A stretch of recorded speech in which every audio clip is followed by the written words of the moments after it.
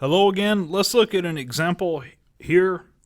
The derivative with respect to x of the square root of x, that's the d by dx of x to the half power. Now remember what you do, you bring the 1/2 down and then you subtract 1 off the original exponent. The original was positive half. We subtract 1 from positive half and get negative half. So we have 1/2 times x to the power of negative half. Well, that's just, remember by the laws of exponents that x to the negative half goes down there with that 2, and we have 1 over 2 radical x. And you may remember that we can rationalize the denominator, but I didn't bother doing that here. But here, I don't really want to bark up that tree right now. I just want to show you the exponent or the power rule. What we've been doing the whole time, bringing the power down and then subtracting 1 and inserting that in the new power. When we do the derivative, that's called the power rule. The power rule. I should have said that earlier and I didn't. That's what we've been doing the past few videos. Well, at least 1 or 2 videos. We've been doing the power rule. So, like, here's the power rule, that we did earlier. So the power rule is what they call it in calculus. I've been doing it, I just didn't name tag it like I should have. Hopefully not much harm done. The derivative of the cube root of x with respect to x, now that's d by dx of x to the 1/3 power. You bring the 1/3 down, so it's 1/3 x to the power of negative 2/3. Remember, you subtract 1 off 1 from 1/3 and you get negative 2/3.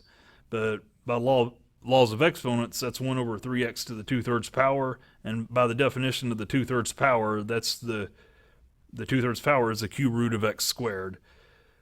Like that. And again, we're assuming, well, actually, I don't need to assume that x is positive here. I do need to assume that here, though, the one I did earlier. And we'll need to assume it for any even radical, for that matter. The derivative with respect to x of the 4th root of x, again, that's the derivative of x to the 1/4 power. You just bring the 1/4 down, and then you do 1/4 minus 1, which is negative 3/4. And again, by the definition, the x to the negative 3/4 goes downstairs with the 4 as x to the positive 3/4.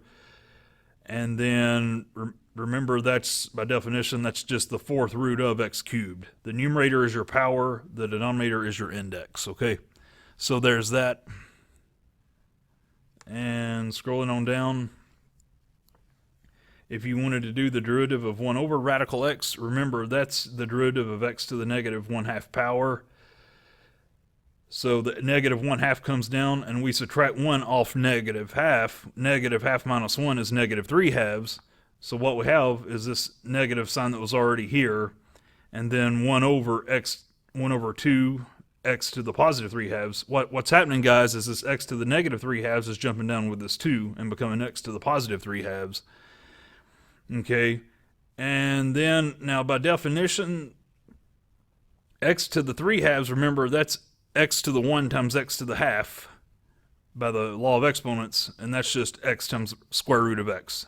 X to the 1 is right here, which is just x itself, and the x to the half power is your square root of x. So this is radical form. I know what you're thinking, yeah, I could say the square root of x cubed, but that is, the square root of x cubed is x radical x. Okay, it's better to write it like this. It's just better manners, So there's that. Sure, yeah, it is a square root of x cubed, but the square root of x cubed is x times the square root of x. And anytime I say radical, I mean square root. Okay, now d by dx of 1 over the cube root of x, that's d by dx of x to the negative 1/3 power. Now you bring the negative 1/3 down, so we get negative 1/3 x raised to the power of negative 4/3. Now, and again, in a similar fashion, that x to the negative 4/3 is going to jump down and become x to the positive 4/3. And then well, by definition, now remember, x to the 4/3 is x to the 1 times x to the 1/3 by the law of exponents. Here's x to the 1 right here, that's just x itself, and x to the 1/3 is the cube root of x. That's this guy right here. You break up x to the 4/3 into x to the 1 times x to the 1/3. Remember, 4/3 is 1 and 1/3, So you break that up as x to the 1 times x to the 1/3. Okay. by the laws of exponents. Now, again in a similar fashion, if you do the derivative of 1 over the fourth root, that's the d by dx of x to the negative 1/4 power. The negative 1/4 comes down. You wind up with negative 5/4 up here for the same reasons as before. We're subtracting 1 off the exponent. And the x to the negative 5/4 jumps down here. And in a similar vein, you remember 5/4 is 1 1/4. So you get x to the 1 times x to the 1/4 right here. You break it up.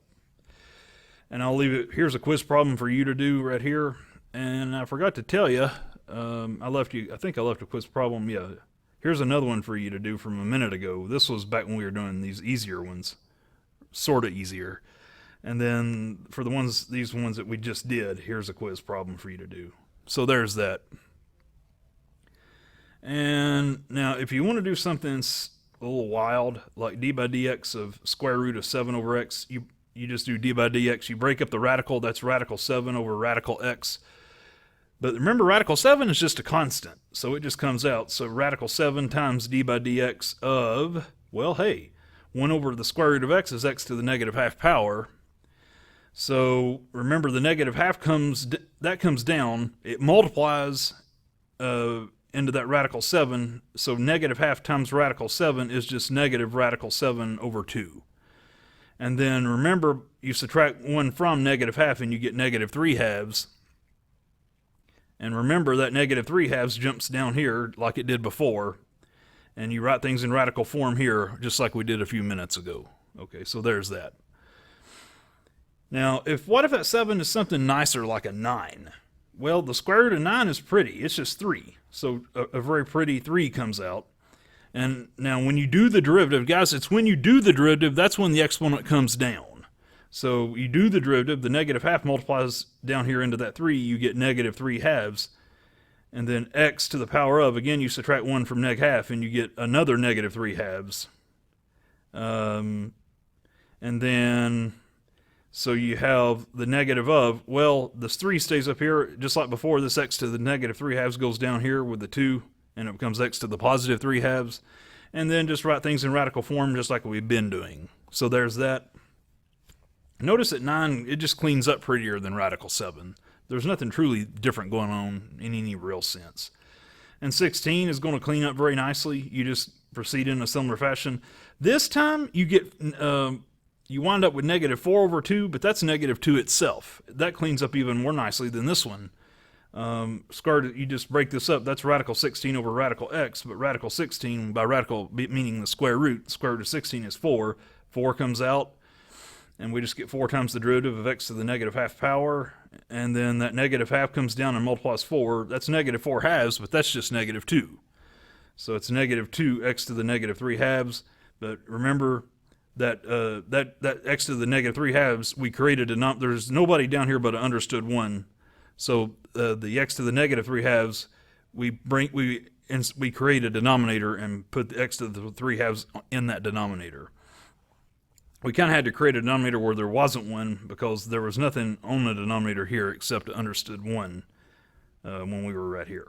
Okay, but now that changes on this step because we take the x to the negative 3 halves, bring him down, and turn him into x to the positive 3 halves. Okay, so there's that.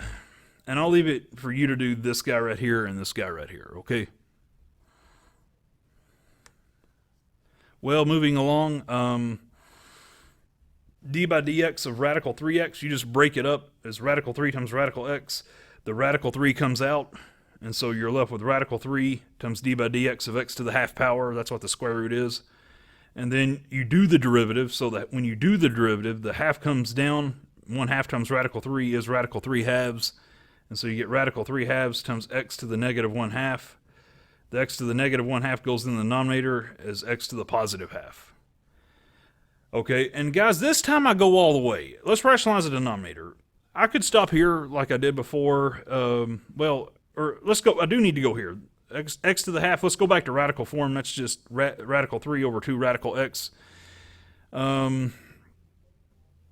And I rationalize the denominator. You know what? I did this a really silly, a valid but silly way. The smartest way to do it just be to stick a radical x down here and a radical x up here, and you'd get radical 3x over 2x. But I reconsolidated like this, which is legit. And then what I did was I stuck an x up here and an x down here. Then I refragmented.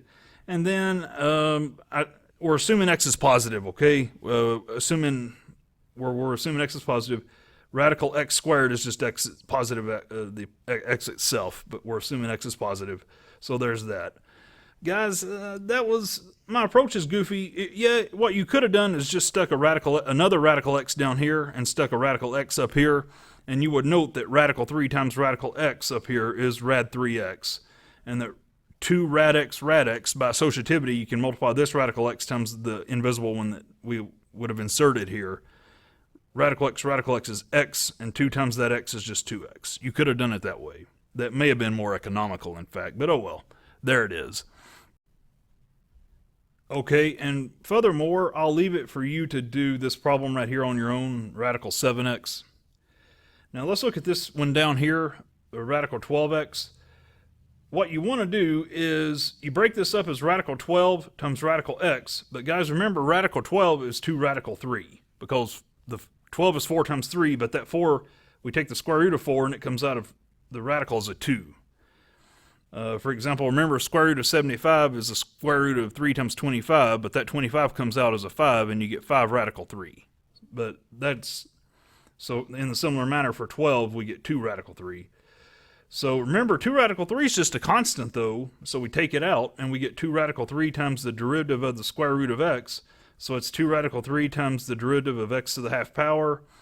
And now you go in and do the derivative. The 1/2 jumps down, and you get 2 radical 3 over 2 times x to the negative half, because you subtract 1 from that 1/2 that was here, and you get negative half here.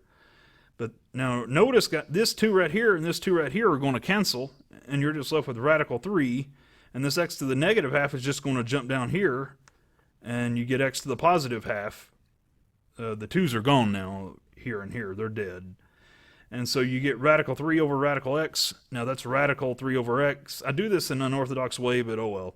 That's radical 3x over x squared. That's radical 3x over radical x squared, which is just radical 3x over x itself, because square root of x squared is x when x is positive. We're assuming that x is indeed positive. And with the same assumption, I'll leave it for you to do this guy right here. And by the way, guys, if x were negative, we'd be in trouble. We'd be outside the real domain. We'd be taking the square root of a negative number, and that's we don't do that. I'm going to stay. X equals 0 is a little more delicate and more of a gray area. I'm going to stay away from that. Just let me stay away from that, at least for now anyway. We might or might not talk about that more later. That's not what I consider one of the more important parts of this class, but just bear with me. Let's just move on for now. Okay, we now know that, for example, like if f of x equals x to the 5th, then the derivative, instead of using d by dx notation, I'm using f prime notation. The derivative is just 5x to the 4th. Hence, this limit right here, if you replace x with the number 3, you just put 3 where x used to be, okay? And you'd get 5 times 3 to the 4th.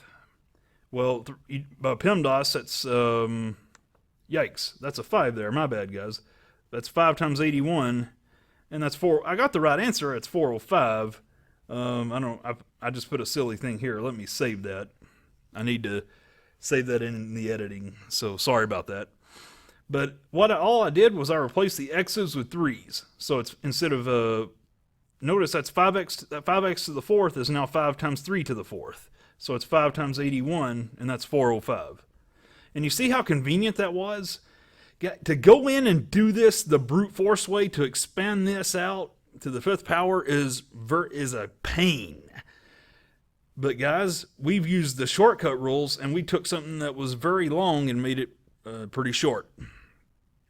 Replacing x's with 3's. Instead of 5x to the 4th, I have 5 times 3 to the 4th. Yay. That's good news to me anyway.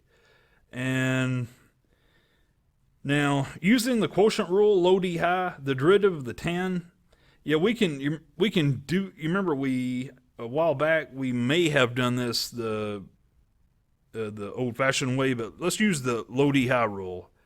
The derivative of tan x is the derivative of sine over cosine. Remember, cosine is low, sine is high.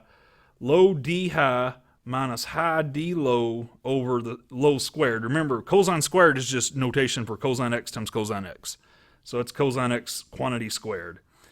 And so, but hey, remember, the derivative of the sine is a cosine, so it's cosine cosine. And the derivative of the cosine is negative sine, so we have sine times negative sine, but we have another negative here. Those negatives are going to bump into each other and cancel, leaving a plus sign here. So it's just plus sine sine. That derivative of cosine is negative sine, but that negative hit this negative and canceled. And all over cosine squared. But hey, that's sine squared plus cosine squared. Remember, but from trigonometry, that's 1. So that's just 1 over cosine squared. And remember from trig, 1 over cosine is the secant, so 1 over the square of the cosine is the square of the secant squared, which is secant x times secant x, or secant squared x, I should say, okay? So there's that, and guys, let's stop the video, and we'll move on to the next video. Thank you. Bye.